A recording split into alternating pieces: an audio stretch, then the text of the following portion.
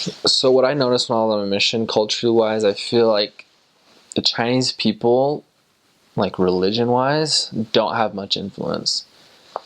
As you might know, in China, all religion, all organized religion is like not allowed. It's against the law, which doesn't mean people don't participate in religion.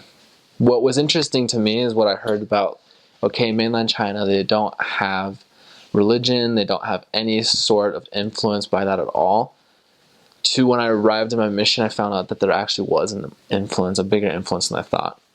On my mission, I met Christians from China, I met Buddhists from China, met Muslims from China, which that for me was the biggest one. I was like, Muslims in China? What? And then there was also like Taoist or like atheist or agnostic, whatever. So when I arrived at thinking, oh, they're all going to be Buddhists, they're all going to be atheists, either one or the other, black or white, which is totally not true. There's a lot of in-between area which is filled with different religions. So I thought that was really interesting. But what was really cool to me was their culture of, like I said before, they're really like, okay, let's ask questions about this. Let's find answers. It's just something that's really been beaten in their heads their whole life going through school. It's like, let's get to the bottom of this. Let's find the answer. So a lot of them, the ones who would meet us were the ones who were curious about, okay, if there's a God and if there's a way to know there's a God, it's not going to hurt to try and find out, you know? So it was really cool to see that how diligent they were to be like, okay, you're telling me to read the scriptures, and if I read the scriptures and pray about them, then I'm going to know God's there. Sure, I'll do it, no problem. And the thing is, like, a lot of Chinese people, they won't lie to you about it. Say like, oh yeah, I did read it, or yeah, I did pray. But they'll be like, yeah, I read it and I prayed, but I didn't feel anything. They're just completely honest with you. They'll tell you straight up, which I really enjoyed. I thought it was awesome. Which is just something in their culture. But another thing that's in their culture that's kind of contradictory is they don't want to hurt other people's feelings. They want to be as polite as possible. So it would depend on the situation. If they felt like they were close enough to you, then they'd tell you straight up.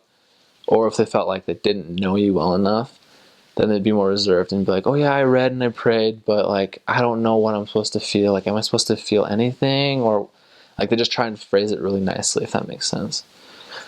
But as far as receiving the gospel, I felt like they were really open and really ready to do so. It's something that's been against the law and it's been wrong. The teachers in high school, middle school, elementary school, their parents have been telling them their whole lives, there's no God. You can't believe in God. You can only believe in yourself.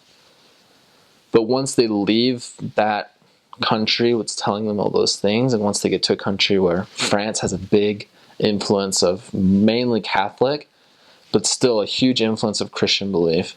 So they hear about it all the time. They see all the churches in Paris. They start to get curious. And then they realize, oh, it's not against the law here. Let's try and figure out a little bit more. So I feel like the people who were the most receptive and curious were the students, the college students. The younger men and women who came to Paris to study were probably the ones who were the most open and most curious about it. The older ones, they had that culture of being in China their whole lives, of having no religion whatsoever, just having to rely on themselves, rely on what they can do with their own abilities. Whereas the young people were like, oh, this is a new culture, this is something interesting, I want to know about it, I'm more curious than a lot of older people who are just like, I've lived my life to the fullest, I don't need anything else in my life right now. So I'd say the biggest demographic that we taught on our mission were probably the young college students. And those were definitely the ones who received it the most willingly and were the ones who were baptized most often. Family plays a big role. In China, family and respecting your elders is very important and very stressed on. So a lot of people that we taught, a lot of young men and young women, they would not want to meet with us or they would not want to be baptized because of their parents. They would be like, elders, we know this is great, we know this is true. Thank you for allowing us to know that Heavenly Father is actually there and loves us. But if I get baptized, my family will disown me.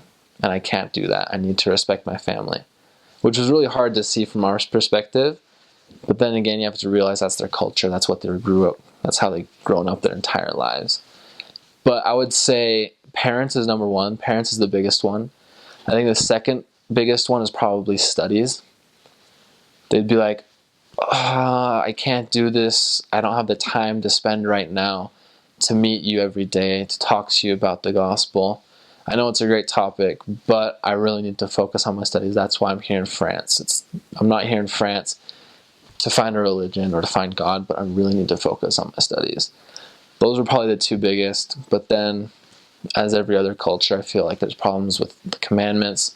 They have a difficulty with, say, the word of wisdom or the law of chastity, which is always difficult for any demographic or any race, I feel. The biggest holiday that the Chinese have is Chinese New Year, which every year it's a different date. On my mission, we didn't really celebrate any of the big Chinese holidays. I don't know why. I guess it's because we're just in France. They don't celebrate that in France. But we would celebrate it on a lower level with the members. Just like, oh, it's Chinese New Year, come over and have dinner, and then we'll party for the rest of the night or whatever. Whereas we would have to go home. But Chinese New Year is probably the biggest and most influential tradition that the Chinese people have. So something that they do in China that we don't do here in the US that comes to mind right at the beginning is Chinese people are very open about age and weight, no matter what. Whereas in the US, that's something that we try to avoid. We don't want to try and guess somebody's age. We don't want to try and guess somebody's weight. We don't want to say, oh, you've gained weight or whatever. But in China, that's something that they do all the time, and it's not offensive, and it's completely normal. So we'd be teaching somebody, they'd come in the door, it's like, oh, Elder Caudle, you've gained weight. I'm like, yes, I have. Thank you for noticing.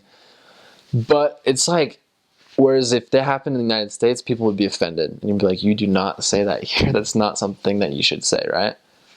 But to them, that's something that's completely normal. And it's like, no, it's not mean. It's just like, oh, you've gained weight. You've had a good time. You'd be happy, right? So to them, it's a positive thing. Whereas here, it's like if you say something like that, or you talk about somebody's age, they might get offended. Whereas in China, it's completely normal to do so. It's completely in their lifestyle, in their culture, which is different. Something that I noticed the hard way that they don't do in China is sarcasm.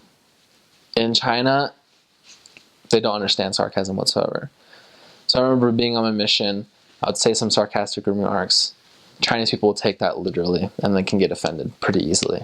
They're like, no, I'm just kidding. I'm sorry. I didn't mean to say it that way. But they don't have sarcasm. And I don't know why that is, but it might have to do with, because it's a tonal language. In English, when we're sarcastic, the tones change, and you can hear like, okay, he's totally kidding. But in China, you can't change the tones. So it just stays the same. So that's something I learned the hard way. So don't be sarcastic with Chinese people. It can lead to bad things.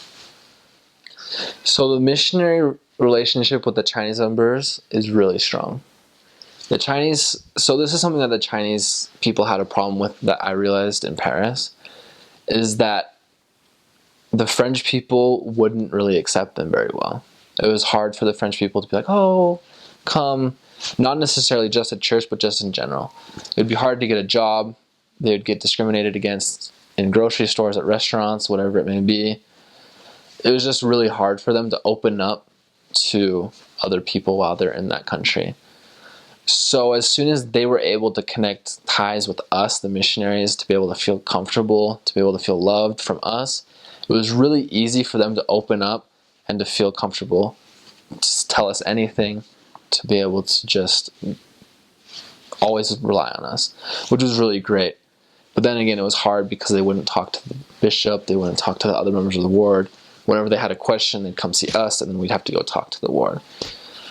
But I feel like the relationship between the missionaries and the Chinese members was really, really strong, whereas it might be different in other cultures. So it was really strong between missionaries and Chinese members. The thing with the Chinese members is a lot of them are students, like I said. They'll come study. When they're done studying, they're gone. Either back to China, America, another country to continue studies or find a work. So it was really hard to keep a balance of members in the ward. So we didn't have a Chinese ward. We just had a little group that would meet with the ward and we'd do separate activities from time to time. Yeah. Just love them. Like I said, if you're willing to show your love for them, they'll love you back, and it'll be a lot easier.